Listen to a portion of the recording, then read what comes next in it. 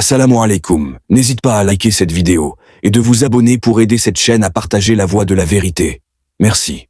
Lors de la bataille de Yamama, beaucoup de gens sont morts. Parmi eux, ceux qui connaissaient le Coran par cœur. On craignait alors que le Coran ne soit perdu à l'époque d'Abou Bakr. Deuxièmement, le Sahih al-Bukhari, volume 6, hadith numéro 510, dit que lorsque le troisième calife est arrivé, il combattait les gens d'Arménie, et à ce moment-là, on a trouvé différentes façons de lire le Coran. Donc Othman a agi. Autre chose, Allah dit dans le Coran, sourate 15, verset 9, « C'est nous qui avons fait descendre le Coran, et c'est nous qui en sommes les gardiens. » Mais si le Coran est né là, qu'est-ce qui était corrompu à l'époque? Pourquoi y avait-il corruption? Où était-elle? Qui ou quoi était corrompu? Le frère pose une question. Il dit que le Coran affirme dans la sourate Al-Hijr, chapitre 15, verset 9, ce que j'ai cité dans mon discours. C'est nous qui avons révélé le Coran, et c'est nous qui le protégerons de toute corruption. Si le Coran dit qu'il est préservé, et qu'Allah dit qu'il est inaltérable, comment se fait-il que le Sahih Bukhari mentionne que le Coran a été craint perdu à l'époque de Hazrat Abou Bakr, puis que le troisième calife, Hazrat Othman, ait trouvé des lectures différentes? Comment est-ce possible? Mon frère, ce que tu as dit sur le Sahih Bukhari est correct. Ce que Hazrat Othman, qu'Allah soit satisfait de lui, a trouvé, ce sont des variantes de lecture, des dialectes. Par exemple, dans la langue anglaise, il y a différents dialectes. C'est la même langue anglaise, mais un Indien du Sud parle différemment. What is your name? Un Anglais dira What is your name? Quelqu'un d'Hyderabad a un accent différent. Je ne peux pas l'imiter. Le style hindi est différent. Ma femme me disait pourquoi n'as-tu pas parlé en ourdou style Hyderabadi hier? Nako. À Bombay, on ne dit pas Nako. À Bombay, on dit Ayenga, Jayenga, Kayenga, Piyenga. Donc, un de mes frères de Bombay a dit Ayenga, Gayenga. C'était hier. Vous réalisez ici que chaque région a un dialecte différent. De la même manière, à l'époque de Hazrat Uthman, radiallahu anhu, en arabe, il y avait différents dialectes. Ce que le prophète, sallallahu alayhi wa sallam, avait autorisé, c'était 7 dialectes, ahruf. Donc, dans la prononciation, il faisait des erreurs. Et quand il faisait des erreurs, il a dit « D'accord, finalisons cela, nous devons suivre la prononciation correcte. » Donc, l'une des choses qu'il a faites, c'est de corriger le dialecte. Si quelqu'un dit « Quel est ton nom ?» un Anglais dira « Quel genre d'anglais est-ce là ?» L'accent américain est différent, l'accent britannique est différent, l'accent neutre est différent. Certains sont acceptés, d'autres non. C'était l'une des raisons. Il a corrigé le dialecte. Deuxièmement, lorsque le Coran était révélé au prophète Muhammad sallallahu alayhi wa sallam, il avait des scribes spéciaux. Il disait à ses compagnons ce qui lui était révélé. Il le répétait. Les Sahaba l'écrivaient et ils vérifiaient ensuite. Zayd bin Thabit, qu'Allah soit satisfait de lui, était la personne principale pour cela. Cependant, beaucoup d'autres Sahaba, après avoir entendu le prophète sallallahu alayhi wa sallam, rentraient chez eux et écrivaient de mémoire. Si quelqu'un écoute mon discours et rentre chez lui pour prendre des notes, il peut faire des erreurs. Ce ne sera pas du mot pour mot. Mais si je dicte à quelqu'un et que je vérifie ensuite chaque mot pour corriger les fautes, c'est différent. La copie conservée par Muhammad, sallallahu alayhi wa sallam, a été vérifiée par lui-même de son vivant. Elle a ensuite été confiée à son épouse, Hazrat Hafsa, qu'Allah soit satisfait d'elle, la fille d'Oumar, qu'Allah soit satisfait de lui. Elle était gardée en sécurité. Mais quand les gens écrivaient de leur côté, de mémoire, il y avait forcément des erreurs. Le Coran n'est pas faux pour autant. Malgré les notes privées de certains, Hazrat Othman a dit « Les gens ne doivent pas être induits en erreur en pensant que ces notes sont le vrai Coran. » Il a donc décidé de faire des copies de l'original et de les diffuser dans le monde entier pour que l'on sache quelle était la version authentique. Le Coran n'a jamais été changé. Ce sont les notes personnelles des gens qui n'étaient pas toujours exactes à 100%. Hazrat Othman, qu'Allah soit satisfait de lui, a formé un comité de Sahaba pour copier l'original. L'une de ces copies se trouve encore aujourd'hui à Tashkent. Si vous l'analysez, c'est exactement la même chose, mot pour mot. Et aujourd'hui, même si vous brûliez toutes les copies physiques, il existe des millions de Houfaz, ceux qui connaissent le Coran par cœur. Si ces personnes se réunissaient, elles pourraient recréer le Coran exact, mot pour mot, sans aucune erreur. Dr Zakir Naik, je suis Jerry Thomas. Je suis chercheur en journalisme à l'université Usmania et avec mes amis, nous gérons un site appelé sakshiteams.com. J'ai des questions pour vous. Premièrement, j'ai toujours su que le Coran était incomplet sans le hadith. Or, vous vous référez aussi à d'autres écritures. Puisque vous avez cité la Bible dit que quiconque nie Jésus-Christ est l'esprit de l'Antéchrist. C'est une prophétie. Et je sais aussi que le hadith dit que Muhammad avait une inspiration diabolique. Que dois-je conclure de cela? Le frère a posé une question dans laquelle il a mentionné quelques phrases.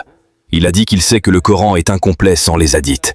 Et maintenant, il a entendu parler d'autres écritures aussi. Cela signifie que si je cite la Bible, nous devons suivre la Bible. Et il dit que la Bible déclare que quiconque ne croit pas et nie Jésus-Christ, Isa alayhi salam, ira en enfer, etc., etc. Quels sont mes commentaires? Point numéro 1. Le Coran n'est pas incomplet sans le hadith. Le Coran est complet en lui-même. Mais pour bien comprendre le Coran, il faut se référer à son commentaire. Le commentaire du Coran, c'est le hadith, c'est-à-dire les paroles authentiques du prophète Muhammad, sallallahu alayhi wa sallam. Le Coran est un livre complet par lui-même, alhamdulillah. Mais pour avoir l'explication détaillée, on utilise les hadiths authentiques. Ce n'est pas parce que je cite d'autres écritures que je suis d'accord avec tout ce qu'elles contiennent. S'il vous plaît, ne vous méprenez pas, j'utilisais la stratégie du Coran. Allah dit dans le Coran, dans la sourate Al-Imran, chapitre 3, verset numéro 64. Venez à des termes communs entre nous et vous. Nous venons à des termes communs. Allah dit dans le Coran, dans la sourate Ar-Ra'd, chapitre numéro 13, verset numéro 38. Walikulli ajalin kitab. Pour chaque terme, il y a un livre. Et à chaque époque, nous avons envoyé une révélation. Allah a envoyé plusieurs révélations, plusieurs livres. Par leur nom, seuls 4 sont mentionnés dans le Coran. La Torah, le Zabour, l'Injil et le Coran. La Torah est la Wahy, la révélation, qui a été donnée à Moïse, Moussa alayhi salam. Le Zabour est la Wahy, la révélation, qui a été donnée à David, Daoud alayhi salam. L'Injil est la Wahy, la révélation, qui a été donnée à Jésus-Christ, Isa alayhi salam. Et le Coran est la dernière et ultime révélation, qui a été donnée au dernier et ultime messager, le prophète Muhammad, sallallahu alayhi wa sallam. Maintenant, puisque toutes les révélations précédentes ne sont venues que pour un groupe particulier de personnes, et qu'elles étaient destinées à être suivies totalement pour une période donnée, le Dieu Tout-Puissant n'a pas jugé bon de les préserver dans leur pureté originelle. Mais parce que le Coran était la dernière et ultime révélation, Allah dit dans le Coran, dans la sourate Al-Hijr, chapitre numéro 15, verset numéro 9. C'est nous qui avons fait descendre le rappel, et c'est nous qui en sommes gardiens. Donc le Coran est le seul livre religieux sur la surface de la terre qui est dans sa forme pure. Ce n'est pas moi qui le dis. Même les savants en religion comparée, y compris William Muir, qui est l'un des critiques les plus farouches de l'islam, étant chrétien, il a dit 200 ans plus tôt qu'il n'y a aucun livre religieux. Il n'y a aucun livre religieux qui a maintenu sa forme pure pendant plus de 1200 ans. Maintenant, c'est plus de 1400 ans, comme le Coran. Étant chrétien, étant le critique le plus farouche de l'islam, il doit être honnête sur le fait que le Coran est dans sa forme pure. Maintenant, toutes les autres écritures religieuses ont changé de forme, y compris la Bible. Je ne considère pas la Bible comme étant la parole de Dieu. Nous, musulmans, croyons en la Wahy qui a été donnée à Jésus-Christ, Isa alayhi salam, l'Injil.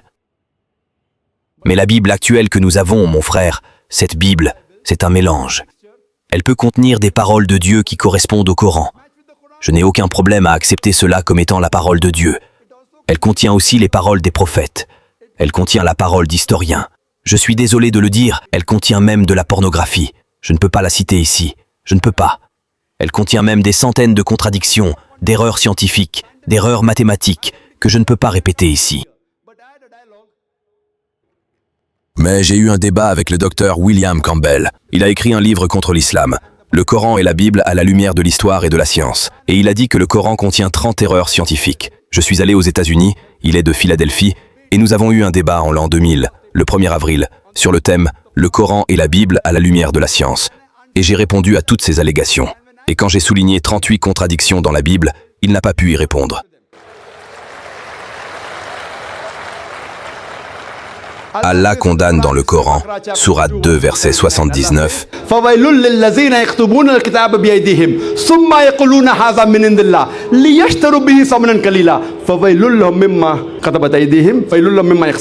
Malheur donc à ceux qui de leurs propres mains composent un livre, puis le présentent comme venant d'Allah pour en tirer un vil profit. Malheur à eux donc, à cause de ce que leurs mains ont écrit, et malheur à eux à cause de ce qu'ils en profitent. Donc la Bible d'aujourd'hui, si vous le savez, le mot Bible n'est pas dans la Bible. Il vient du mot grec biblos, signifiant un livre de livres. Et les savants disent qu'il y a beaucoup d'auteurs de la Bible, pas moi, les savants chrétiens. Donc la Bible actuelle, je ne la considère pas comme la parole de Dieu. De la même manière, si vous me demandez, pouvez-vous considérer les Védas comme la parole de Dieu? Pouvez-vous considérer les écritures bouddhistes comme la parole de Dieu? Pouvez-vous considérer les écritures parsis comme la parole de Dieu? Ce que je dis, peut-être qu'elle l'était, peut-être qu'elle ne l'était pas, puisqu'il y a eu beaucoup d'écritures envoyées par Allah subhanahu wa ta'ala, beaucoup de livres. 4 sont mentionnés par leur nom, mais il y en avait beaucoup d'autres, comme les feuillets d'Ibrahim, et plusieurs autres. Donc ce que je dis, peut-être que les écritures hindoues étaient peut-être la parole de Dieu, peut-être que les écritures bouddhistes étaient la parole de Dieu, peut-être que les écritures parsis étaient la parole de Dieu, mais même si elles l'étaient, elles étaient destinées à ces peuples et pour cette époque. Aujourd'hui, vous devez suivre la dernière et ultime révélation, qui est le glorieux Coran. Donc tout être humain, qu'il vive en Inde, en Amérique, au Canada, au Royaume-Uni, à Singapour, en Arabie Saoudite, tous les êtres humains dans le monde devraient suivre la dernière et ultime révélation, le glorieux Coran, et le dernier et ultime messager, le prophète Muhammad, sallallahu alayhi wa sallam. Je ne dis pas que l'écriture hindoue est la parole de Dieu. Même si elle l'était, elle était destinée à ces gens et pour cette époque. Les savants hindous s'accordent à dire que les écritures ont été changées. Les savants bouddhistes s'accordent à dire que les écritures bouddhistes ont été changées. Tous les savants de leur propre religion, sauf l'islam, conviennent que les écritures ont subi des changements au fil du temps, au fil des âges. Mais même si j'accepte pour l'argument que c'est la parole de Dieu, même si c'est, puisque les adeptes de cette religion croient que c'est la parole de Dieu, ils devraient suivre chaque lettre, chaque mot de l'écriture. Donc si les bouddhistes croient que leur écriture est parole de Dieu, les hindous croient que leur écriture est parole de Dieu, les chrétiens croient que leur écriture est parole de Dieu. Alors toutes vos écritures disent que vous devez suivre les enseignements du dernier et ultime messager, le prophète Muhammad, sallallahu alayhi wa sallam. Donc puisque vous considérez que c'est la parole de Dieu, je dis peut-être que ça l'est, peut-être que non. Puisque vous croyez que c'est la parole de Dieu, vous devez suivre vos écritures, donc vous devez croire au dernier et ultime messager. Comme je l'ai mentionné dans la Bible, dans l'évangile de Jean, chapitre numéro 16, verset numéro 12 à 14, Jésus-Christ dit « J'ai encore beaucoup de choses à vous dire, mais vous ne pouvez pas les porter maintenant. Quand le Consolateur sera venu, l'Esprit de vérité, il vous conduira dans toute la vérité, car il ne parlera pas de lui-même, mais il dira tout ce qu'il aura entendu, et il vous annoncera les choses à venir. Il me glorifiera. » Qui est cette personne? Muhammad, sallallahu alayhi wa sallam. Y a-t-il eu une personne religieuse qui a glorifié Jésus-Christ, Isa alayhi salam, à part Muhammad? Vous avez dit à juste titre que quiconque nie Jésus-Christ ira en enfer. Vous l'avez dit. Je suis d'accord avec cette déclaration. Je suis d'accord. Aucun musulman n'est musulman s'il ne croit pas en Jésus-Christ, Isa alayhi salam. Et nous devons dire paix sur lui. Vous pouvez dire Jésus tout court. Moi je ne peux pas. Je dois dire paix sur lui, alayhi salam. Si moi, en tant que personne religieuse, je n'ajoute pas paix sur lui, je serai mis dehors. Un profane peut le faire. Je dois ajouter paix sur lui. Nous croyons qu'il est né miraculeusement, sans aucune intervention masculine, ce que beaucoup de chrétiens modernes ne croient pas. Nous croyons qu'il a donné la vie aux morts avec la permission de Dieu. Nous croyons qu'il a guéri les aveugles nés et les lépreux avec la permission de Dieu. Les musulmans et les chrétiens, nous allons ensemble. Mais je sais ce que vous voulez dire. Quand vous dites croire en Jésus-Christ, vous voulez dire... Que voulez-vous dire? Croire qu'il est Dieu, correct? Pouvez-vous prendre le micro? Quand vous dites croire en Jésus-Christ, cela signifie quoi? Croire qu'il est un prophète? Je crois en cette déclaration. Cela signifie quoi? Je suis le chemin, la vérité et la vie. Cela signifie qu'il est Dieu incarné. Jean chapitre 14 verset 16. Je vais vous donner la référence exacte. Quelle est la référence? C'est Jean chapitre 14. Vérifiez. Verset numéro combien? J'ai la Bible, je peux vous dire. Jean chapitre 14 verset 16. C'est Jean chapitre 14, verset 6, pas le verset 16. Désolé, monsieur Naïk, vous n'avez pas à m'enseigner la Bible. Dites simplement ce que vous avez à dire. Vos fausses interprétations recevront une réponse de notre côté. Vous ne citez pas, vous avez la Bible dans votre sac, correct? Sortez la Bible de votre sac, et vous citez l'évangile de Jean, chapitre 14, verset 6. Ce n'est pas 16. Et vous avez dit que Jésus-Christ, Isa alayhi salam, a dit qu'il était Dieu. Je vais venir à votre question. Avant d'en venir à votre question, laissez-moi vous dire une chose. J'ai lu la Bible. Il n'y a pas une seule déclaration sans équivoque dans toute la Bible où Jésus-Christ dit lui-même « Je suis Dieu » ou où il dit « Adorez-moi ». Si un chrétien peut me montrer une seule déclaration sans équivoque, une seule déclaration non ambiguë dans toute la Bible où Jésus-Christ dit lui-même « Je suis Dieu » ou où il dit « Adorez-moi », Je suis prêt à accepter le christianisme aujourd'hui. Je ne parle pas au nom de mes autres frères musulmans. Je mets ma tête sur le bio. Je suis un étudiant en religion comparée. Vous avez lu la Bible. Moi aussi j'ai étudié la Bible. Vous dites que je ne devrais pas vous enseigner la Bible. Jésus-Christ a dit, cherchez la vérité, et la vérité vous affranchira. Je vais, Inch'Allah, vous montrer la vérité, et la vérité vous affranchira aujourd'hui, Inch'Allah. Comme je l'ai mentionné plus tôt, il n'y a pas une seule déclaration sans équivoque dans toute la Bible où Jésus-Christ, Isa alayhi salam, dit lui-même « Je suis Dieu » ou où il dit « Adorez-moi ». En fait, si vous lisez la Bible, Jésus-Christ, Isa alayhi salam, lui-même dit, c'est mentionné dans l'évangile de Jean, chapitre 14, verset 28. Il a dit « Mon Père est plus grand que moi ». Évangile de Jean, chapitre numéro 10, verset numéro 29. Mon Père est plus grand que tous. Évangile de Matthieu, chapitre 12, verset 28. C'est par l'Esprit de Dieu que je chasse les démons. Évangile de Luc, chapitre numéro 11, verset numéro 20. C'est par le doigt de Dieu que je chasse les démons. Évangile de Jean, chapitre 5, verset 30. Je ne puis rien faire de moi-même. Selon que j'entends, je juge, et mon jugement est juste, parce que je ne cherche pas ma volonté, mais la volonté de mon Père. Quiconque dit « Je ne cherche pas ma volonté, mais la volonté du Dieu Tout-Puissant » est un musulman. Jésus-Christ était musulman. Il n'a jamais revendiqué la divinité. Il est clairement mentionné dans le livre des Actes, chapitre 2, verset 22. Il est dit « Hommes israélites, écoutez ces paroles. Jésus de Nazareth, cet homme à qui Dieu a rendu témoignage devant vous par les miracles, les prodiges et les signes qu'il a opérés par lui au milieu de vous, comme vous le savez vous-même. Un homme approuvé de Dieu parmi vous. » Donc la Bible dit clairement que Jésus-Christ, Isa alayhi salam, était un homme.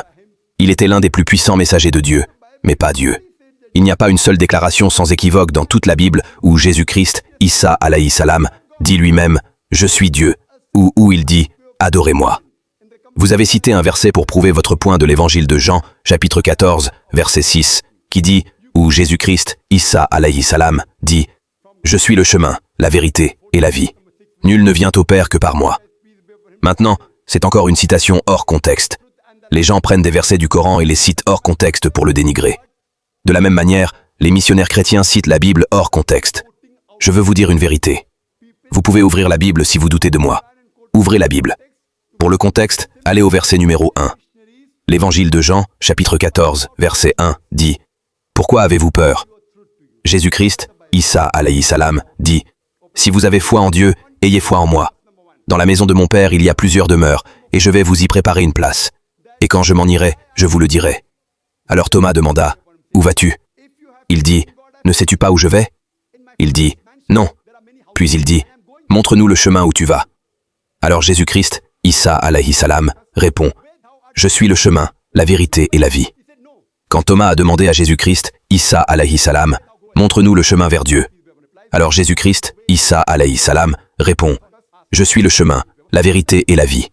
Nul ne vient au Père que par moi. » Nous sommes d'accord qu'à l'époque du messager, chaque messager était le chemin, la vérité et la vie. Aucun homme ne venait à Dieu si ce n'est par le chemin de ce messager. À l'époque de Jésus, je suis d'accord avec la Bible que Jésus-Christ, Isa alayhi salam, était le chemin, la vérité et la vie. Aucun homme ne venait au Dieu Tout-Puissant si ce n'est par les enseignements de Jésus-Christ. À l'époque de Moïse, Moïse était le chemin, la vérité et la vie. Aucun homme ne venait au Dieu Tout-Puissant si ce n'est par les enseignements de Moïse, Moussa alayhi salam. Mais aujourd'hui, Jésus-Christ, Isa alayhi salam, a dit « J'ai encore beaucoup de choses à vous dire. » De plus, il dit, dans l'évangile de Jean, chapitre 16, versets 12 à 14, « J'ai encore beaucoup de choses à vous dire, mais vous ne pouvez pas les porter maintenant. Quand le Consolateur, l'Esprit de vérité, sera venu, il vous conduira dans toute la vérité. Il ne parlera pas de lui-même.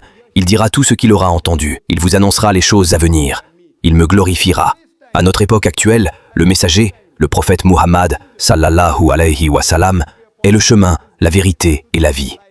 Aucun homme ne vient au Dieu Tout-Puissant si ce n'est par les enseignements du prophète Muhammad, sallallahu alayhi wa sallam. Puisque le prophète Muhammad, sallallahu alayhi wa sallam, est le dernier et ultime messager, à notre époque, peu importe si une personne vit aux USA, au Canada, au Royaume-Uni, en Inde, en Arabie Saoudite, n'importe où dans le monde, pour chaque être humain aujourd'hui, le prophète Muhammad, sallallahu alayhi wa sallam, est le chemin, la vérité et la vie. Aucun homme ne s'engage envers le Dieu Tout-Puissant si ce n'est par les enseignements du prophète Muhammad, sallallahu alayhi wa sallam. Et c'est ce que disent toutes les grandes écritures, y compris la Bible. J'espère donc que vous avez été éclairés par la vérité, et j'espère, Inch'Allah, que vous viendrez à la vérité, et que la vérité vous affranchira.